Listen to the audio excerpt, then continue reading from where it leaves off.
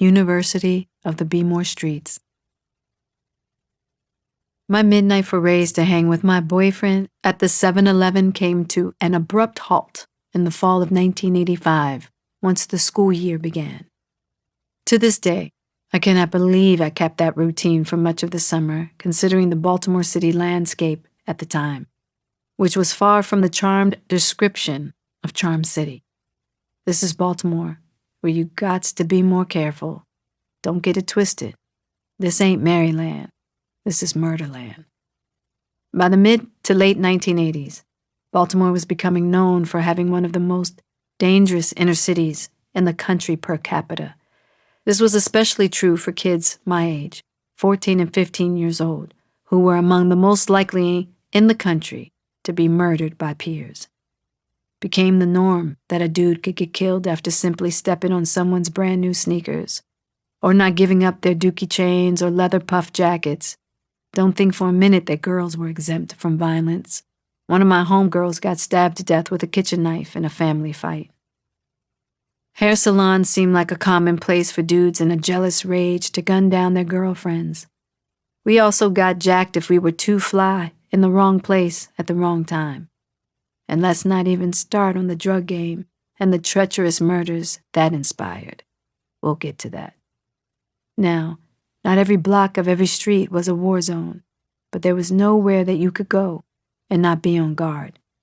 This was true of where Mommy and I lived after her divorce. The row house on Price Avenue that she was able to buy with a small down payment. Though it was in need of a lot of work, it was surrounded by nice homes of working-class families. This was life now. This is what we had been given, and the streets of Baltimore were an initiation. They surely prepared me for my future in ways I did not expect. To make your way, if you were young and black, the streets were unavoidable. The curriculum this university had to offer set you up to fail if you let it. The need to survive was a given, but for me, that wasn't enough. In my mind, I had to learn what it took to thrive. The University of the Baltimore streets seemed to offer opportunity, a way to make it big, and for some, to be on top. I took to those streets to find my come-up. After the double blows of my grandmother's death and Tony's departure, I was lost, in a state of mourning, and in need of a new sense of safety. It was now apparent that Adrian was in the throes of her addiction, and was mostly unavailable, leaving me, for all intents and purposes, on my own. In my community, there was an epidemic of orphaned children and teens, maybe not in the traditional sense of orphan, but we had to figure it out without parental guidance. We had to grow up before our time. When I lost my virginity at age 14, not long after Marion died, I was probably the last of my girlfriends to do so. I remember there were girls in middle school having sex with grown men. We all grew up fast, wilding out in ways that adults in our lives never suspected. We might have been orphaned, but we had one another while trying to figure out life skills we needed to survive the concrete jungle we'd been given. We had to click up to help each other make it through. What I needed was a level of independence so I could create my own safety. Home no longer gave me that. The way forward, I decided right away, was to make my own money and my own rules. To do so, I had to learn the lay of the land. Ironically, in thinking this was how to keep myself safe, I walked closer and closer to the edges of danger, becoming addicted to the constant adrenaline rush. How did I manage this, you ask, as an only child of a street-savvy young mother? For one thing, in the aftermath of her mother's death and her divorce from Tony, Adrian was thrust into a state of deep grief that pushed her into becoming a full-fledged heroin addict. She had no one to answer to, no one to keep her accountable. And guess what? Because of her addiction, there was no one keeping me accountable either. There was a lot of trouble for me to find during the hours of her graveyard shift. On top of that, trouble had a way of finding me while I was just minding my own business. It is late summer or early fall at the beginning of the school year. Mom and I are sitting outside on the steps of our row house on Price Avenue, when one of my homeboys comes driving up in a brand spanking new red BMW M3. This homeboy is a little corny, but he is fun. With the music bumping hard, he rolls down the driver's window and calls to me, "Yo, what's up?" "Not much," I smile, throw his question back at him. "What's up?" "I got a new ride. Where you trying to go?" He smiles. "The car is fly as hell, and I wouldn't mind being seen in it." There's a beat. By this time, one thing my mother knows is that I'm always on the go, whether I'm at school, hanging out at the skating rink, or at any one of my jobs, the record store or merry-go-round or the Gap, or just doing me. I look to my mother. "You were just saying you wanted some French fries from McDonald's. You want us to go and get you some?" "Who's he?" "He's just my homeboy. Do you want some French fries or not?" "Yeah, stop at the store and bring me a Pepsi," she says. "I'll be back." I hop off the porch and call out, "All right, take me to McDonald's real quick," and make a dash for his dope-ass car. In a flash, I'm in the car, sitting up front, window down, feeling fly as hell, mobbing. After a few minutes of hitting the main drag of Ricestown Road, woo, woo, woo, here come the cops, from 2 directions, with lights flashing and sirens blaring. Next thing I know, my homeboy, who I will come to find out has picked me up in a MFing stolen car, guns the gas pedal and speeds off, launching us into a full-blown chase. This is the kind of shit you see in the movies, with a swarm of cops and helicopters chopping it up overhead. Now this dude is not fazed in the least, 'cause he's a car thief pro, I'd find out later. "What the fuck is going on? You gonna get us killed?" "No, I'm not," he shoots back calmly. He is calm. His being calm makes me believe he has a plan, and it's going to work. But we are in a full-on chase. I've never seen a car chase in the movies where the people actually get away. He manages to speed through traffic with such velocity and finesse that he somehow ditches the cops. Instead of finding some alley to hide in, too obvious, he pulls off into a residential cluster of streets that he races through like a stealth bomber. My heart is about to pound out of my chest when he pulls over and says, calm and steely, "Get out the car." I start to do as he says, and he adds, "Anybody asks, act like you're walking home from a friend's house after watching some movies." Well, by this point, I begun to question his advice and was worried that I'd draw attention to myself as a little lost black girl in an all-white residential area. So fast on my feet, I took off running at full speed until I quickly scouted for a hiding spot behind a family home, down a flight of steps to a basement. No one could see me from any angle at the bottom of those stairs. After a bit, not hearing anything, I figured the coast was clear. Once I left the stairwell where I had been hiding, I walked cautiously through a couple of backyards until it looked safe for me to weave back onto the street. Once my feet hit the sidewalk, I regained my 14-year-old strut. Everything seemed cool until I got to the corner. Let me tell you, there is no jolt to the system like being a teenager who did nothing wrong, other than wanting to go get some fries, but finds a black and white police car waiting for you at the corner like a cobra about to strike. The next jolt was realizing that they must have had a police car at every corner of this residential area. Be cool, I told myself. I tried to act curious, walking right toward a waiting police car. 2 cops approached me. One asked, "So where you coming from?" "I'm coming from a friend's house." "What friend?" I told them I'd been watching a movie at one of my girlfriend's houses. Real convincing. The second cop shook his head and leveled with me. "We got your friend." Of course I played it out, asking, "What friend?" Their attitude was, "The jig is up. We have your friend, and he told us everything, so you better not lie." My attitude was, "I don't know what you're talking about. I went to a friend's house." The officers sort of sighed as if I had forced their hand and put me in the back of a patrol car to go down to the station.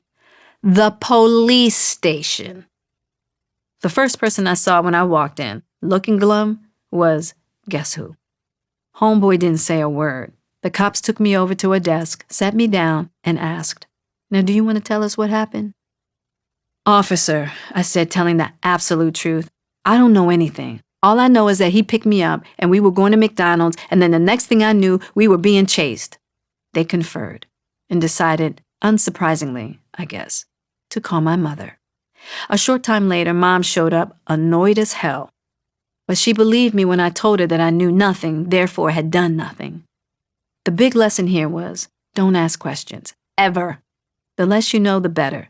I found out only after the fact that this dude was a much sought-after car thief. What would I have said if I had known the car was stolen? Thank God I didn't know nothing. That kept me safe and helped me keep my homeboy's business out of my mouth when talking to the police. I truly had nothing to tell them. Note taken for this part of the curriculum. Truth be told, I was way more afraid of Adrian anyway. Come to find out, the police had been on my homeboy's neck for months. He had been in foster care and was now sent to juvie. He was simply another orphaned heart trying to graduate the University of the Baltimore streets. The police sent me home with my mother and offered their stern advice to be more careful about getting into random cars. Funny enough, the incident may have caused my mom to question me less for a time because I had done nothing wrong. This would not always be the case, not by a long shot. By the time I started 9th grade at Baltimore School for the Arts, I'd been attending the Twigs program there for about a year. This free after-school program was for students between 2nd and 8th grade who were hoping to gain experience in music, dance, theater, visual arts, and other creative disciplines. Every year, more than 1,000 art students auditioned for Baltimore School for the Arts, a pre-professional arts training high school with an academic component, and only 100 or so were admitted. As many as half of those who got in had gone to Twigs. Even though the school had only been in existence since 1979, the halls felt hallowed, being housed in 2 historic buildings, one of which was an old brownstone and the other the former Alcazar Hotel on the corner of Cathedral Street and Madison Avenue. The total enrollment was about 400 students, a relatively small student body for a Baltimore public school. And because we took most of our classes in our particular areas of focus, those were the fellow students we got to know most.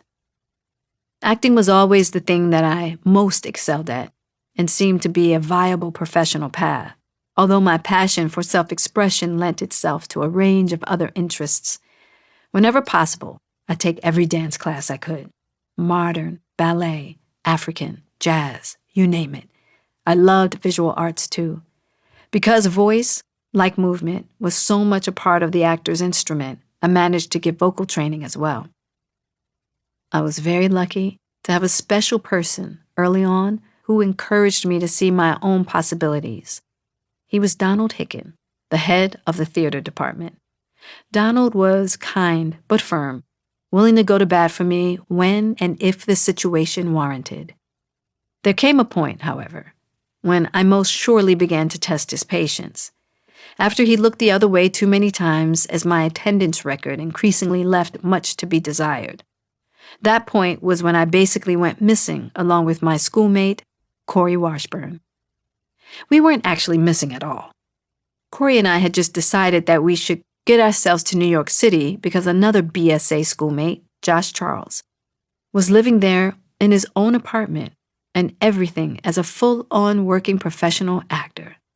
This was after he scored a small part in the John Waters movie, Hairspray, shot in Baltimore, though his breakout movie role would be a bit later in Dead Poets Society.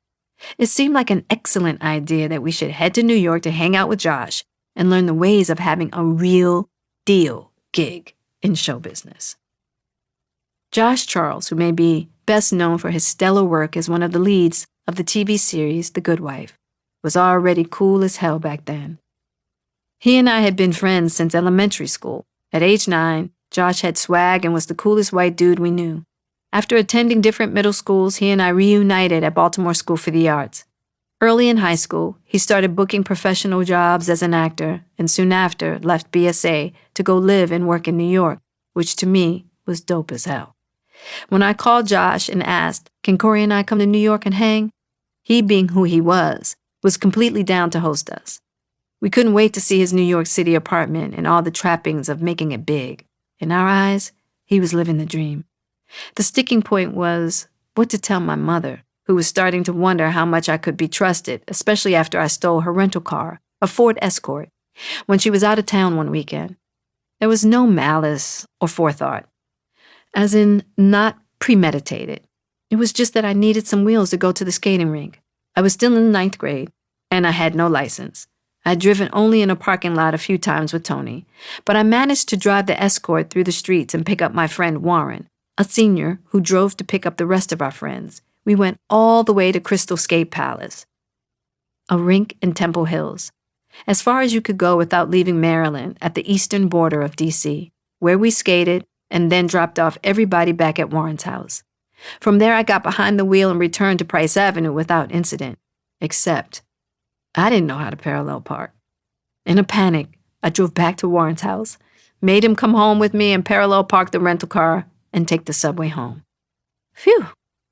Not exactly.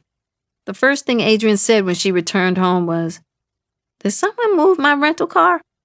"What?" I acted cool, like, "How's that possible?" She seemed to accept that logic, but then, thinking it over, she shook her head saying, "I know that's not where I parked that car when I left." She let it go, but I realized I had to get smarter. So about a week before Corey and I planned to take the train to visit Josh, I brought the subject up. "Yeah, Ma, my class is taking a trip to New York, and we'll be gone for about 3 days. What's the trip for?" Without over-talking the subject, I explained that we were all going to be participating in an Alexander Technique workshop. It was really a brilliant cover story, if I did say so myself, because my mother didn't question any of the logistics, just gave me permission to go, and agreed to drop me at the train station at the appointed time. Once inside Baltimore's Penn Station, I spotted Corey, packed and ready, and we went to buy our tickets. Before we knew it, our Amtrak train was chugging off to New York City's Penn Station. What happened next is something of a blur. We definitely had fun for a day or so, hung with Josh, and walked the big city streets like we'd brushed shoulders with fame. Then, for some reason, the school happened to call my mother that day about my absence. They had never done this before, even though I was always skipping out on school. I have no clue why they chose that day. My mother explained my absence. "Oh, that's because she's with the rest of her class on the trip to New York to do the Alexander Technique workshop." She was promptly informed that there was no such trip. Adrian went ballistic.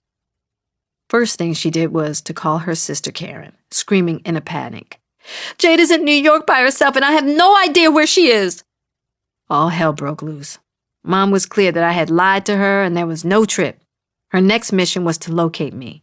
Somebody got a message to somebody who rooted us out, and I eventually had to call my mother from a payphone.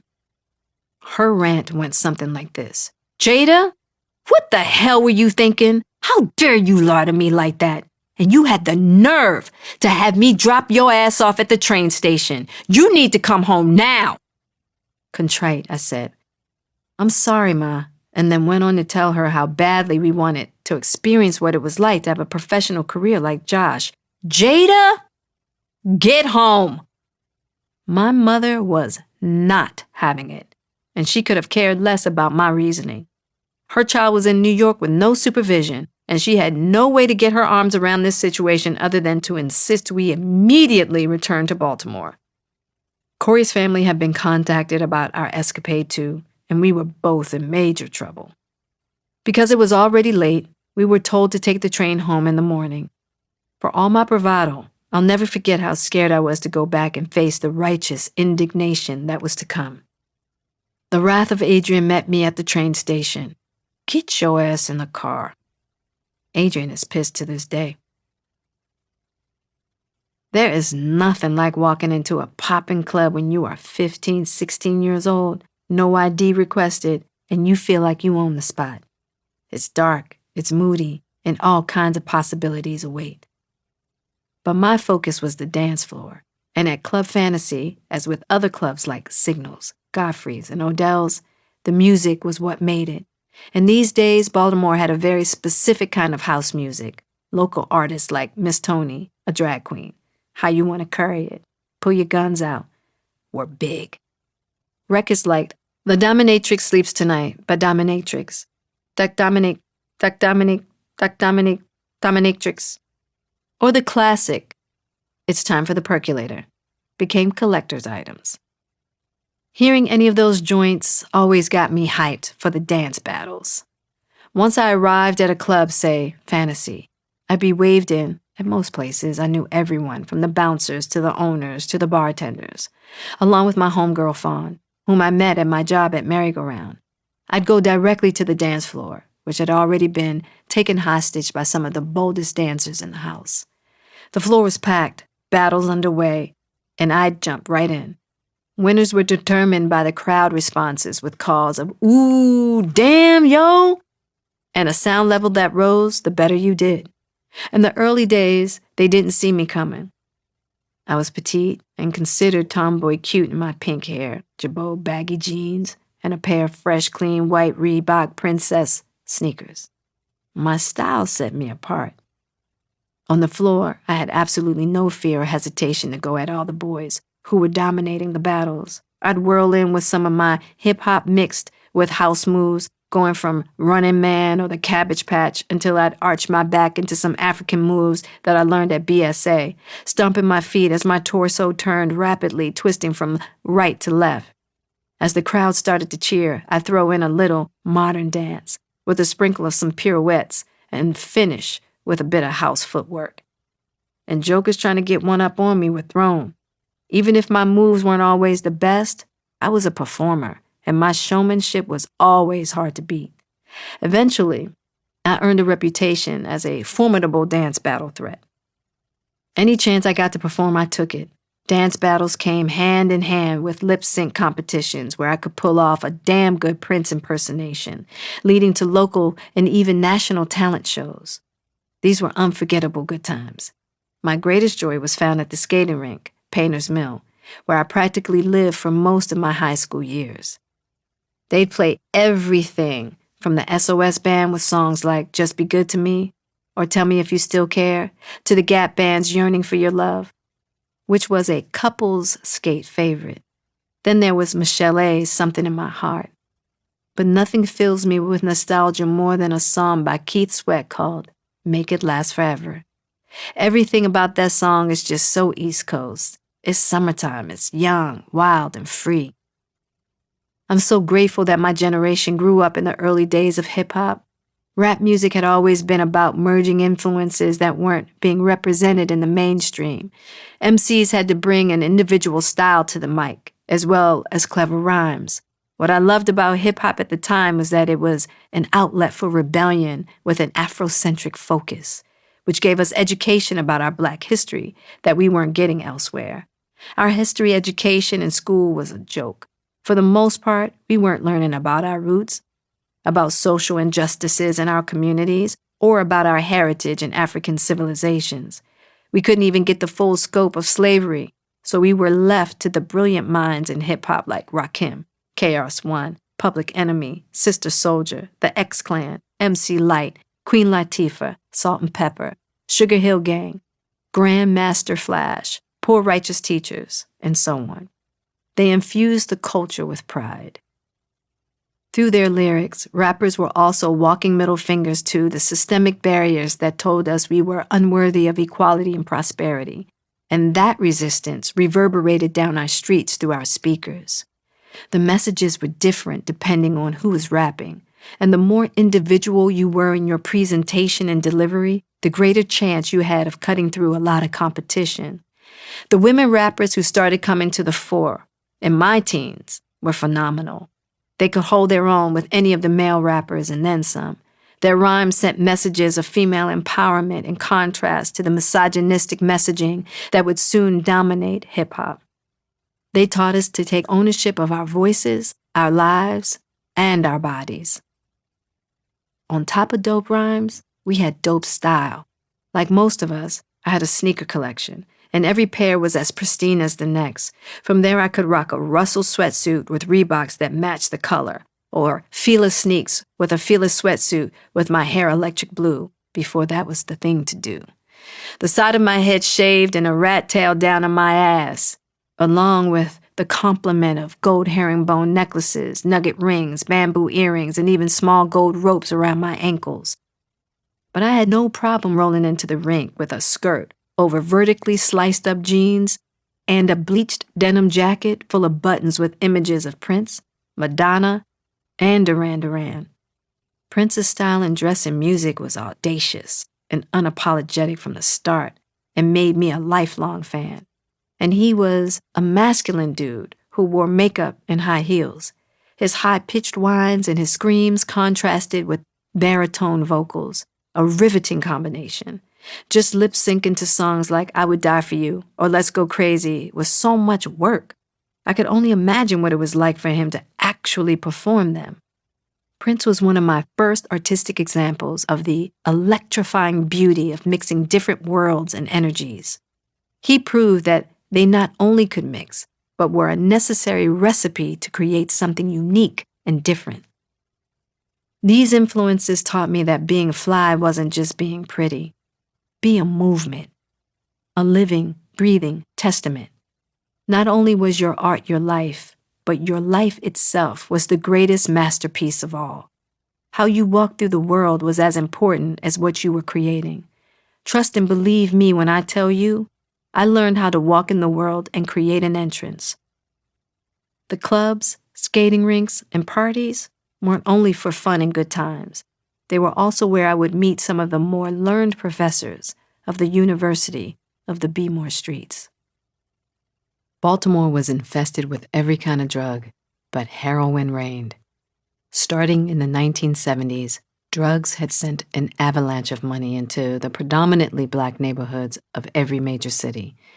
It was also a time when legit jobs that used to support families, connecting communities, were vanishing. Major industries shutting down, leaving less opportunity for working class folks, young people, and so on.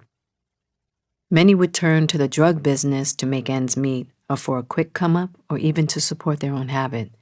There was so much product flooding urban neighborhoods that nearly everyone in them was connected, selling, buying, or using. In the mid-1980s, a cheaper form of coke, known as crack, which was easy and cheap to make and said to be far more addictive than cocaine itself, began to take hold in Baltimore. The idea that I could gain some financial freedom by selling drugs just seemed practical to me, to make a way for myself in a landscape where so many awful things were happening. With the distorted reality that I had, selling drugs was the norm and didn't seem as extreme as the horrors taking place every day. Like the time one of my homeboys was shot multiple times and left dead in the middle of the street from 1 a.m. to 7 a.m. the next morning. I'll never forget the sound of his mother and sister wailing in the streets all night as they stood by his body. There's a certain kind of quiet that hits a place in the aftermath of murder, when the morgue is not willing to come to that part of town to retrieve the body of a young man stolen by violent bullets. Even the hood has its own way of mourning and paying its respect when its own is left to rot on the concrete under the midnight sky. This was real life, brutal and unfair. The best you could do was to win by any means necessary. Is that selfish? Yes. But that was survival. When you live in an environment where you are seen as unworthy and you feel unworthy, you are going to treat others that way too. These kind of dog-eat-dog conditions can turn anyone selfish, which could make selling drugs simply part of the game of life. This was my way to financial stability and mobility. I wasn't going to become a hustler's girlfriend. I had seen with my own eyes the level of control and enslavement that came from being financially dependent on a man. Some of the girls in my circle looked to their drug dealer boyfriends to give them places to stay, cars, jewelry, and clothes so they could have a better life, but at the cost of enduring cycles of betrayal and abuse that were unthinkable to me. Fuck that. If anyone was going to give me the trappings of the good life, it was going to be me. I came to the conclusion that I could be as successful a drug dealer as any man. In my view, I could work my way to running a whole operation, be a queen pin. The fact is, I didn't want my hands tied by no dude, and I surely didn't want my hands tied because of the system. A generation earlier, the strivers became doctors and lawyers like my grandfathers and Tony. Now the most successful people in my hood were drug dealers. They had the life we all wanted. If you were strong enough and if you could survive, it could be yours too. Those attitudes collided with my growing concerns about being left to fend for myself should something happen to my mother. My Aunt Karen was worried enough about this that at one point, she asked my mother for guardianship should Adrian overdose or worse. In these years, Mom did try at times to get clean. She would go to rehab and get sober, but staying clean was another story. Before long, she was back to using.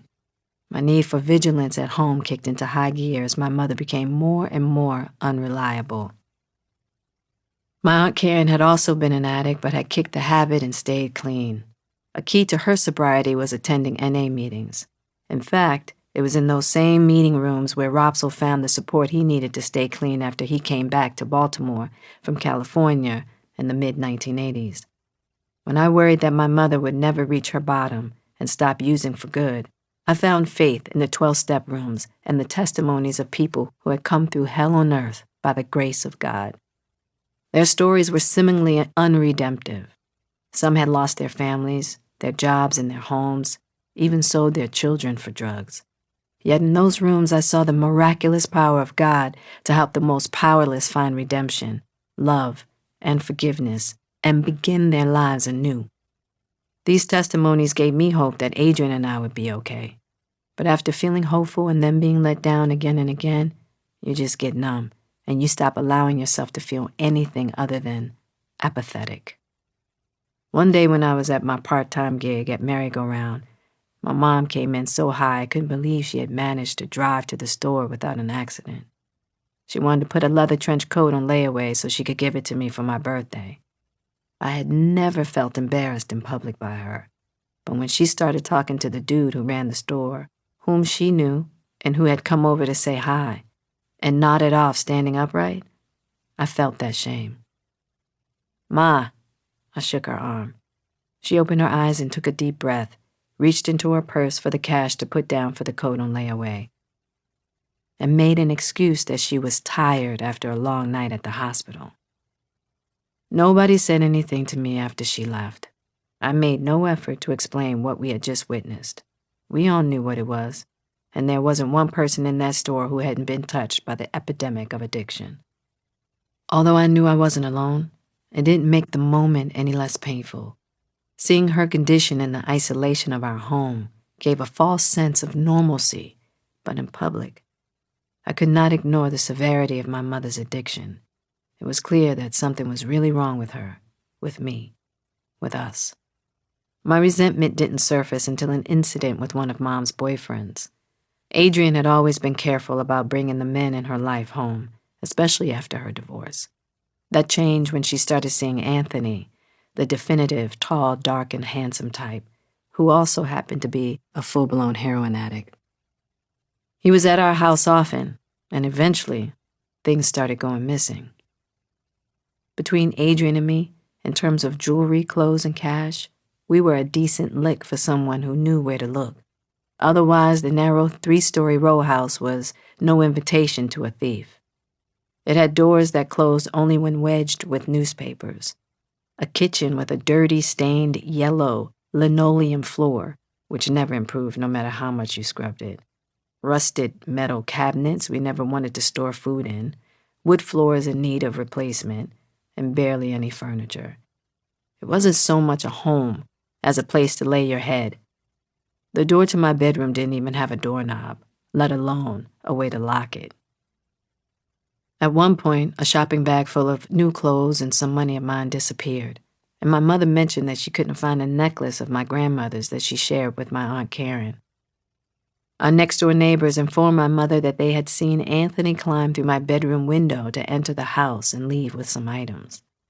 My mother confronted Anthony, and he confessed to stealing from us in order to cop some drugs. My mother felt terrible. She made Anthony apologize to me. But what broke my heart was that my mother felt because he had apologized, it was okay to let him back into the house. Feeling angry, unprotected, and disregarded, I was shocked. My space had been violated. If I couldn't be safe in my own home, then I wasn't safe anywhere. And that was the second that I decided I needed even more control over my life. Whatever money he took and clothes he stole, I could get it back. No problem, I thought. I'm not going to trip. It was this incident that not only justified why I sold drugs, but ramped it up. Why? Because I wanted out. I didn't want to be part of this, but I couldn't abandon my mother. That's a hell of a conflict. I only vaguely recall how I started slinging dope. I do remember that there were a lot of hustlers at the skating rink, and I started making connections there with the lower-level dudes whose egos were waiting to be stroked. I caught my first fish on some I need a mentor-ish.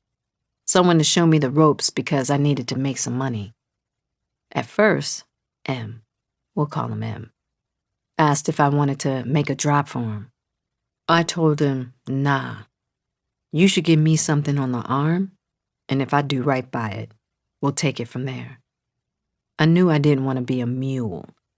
I didn't want to put myself in a position where a dude had his boot on my neck. Mules never called the shots. I wanted to call shots.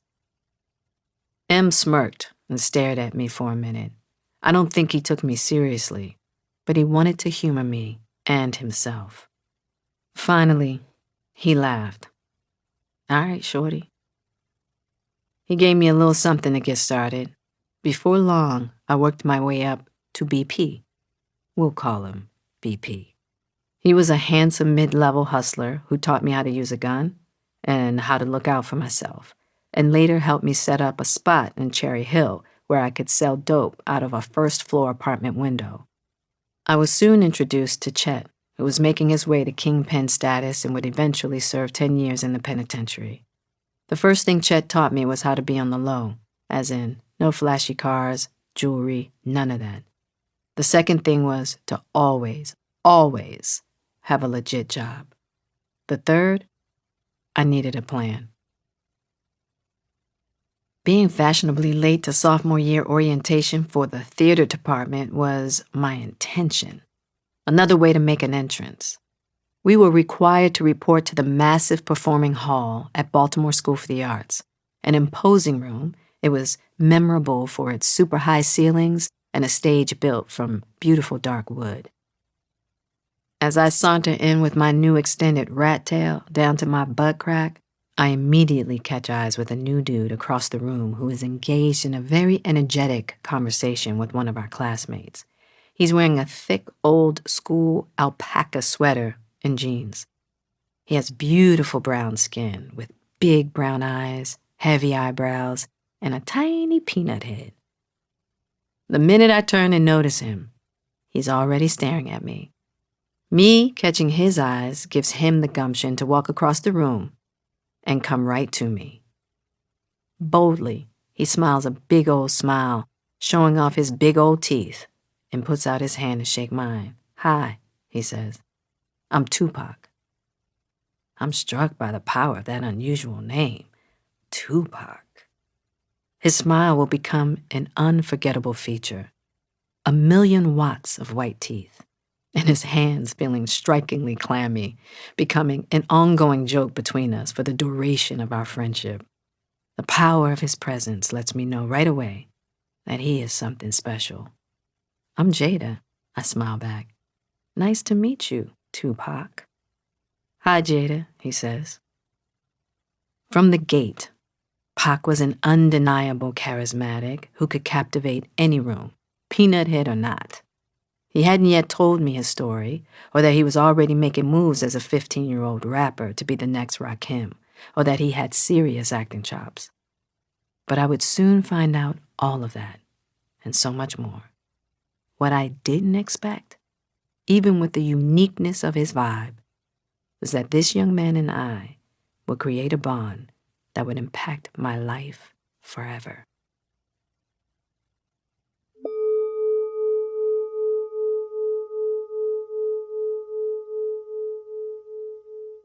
Chaos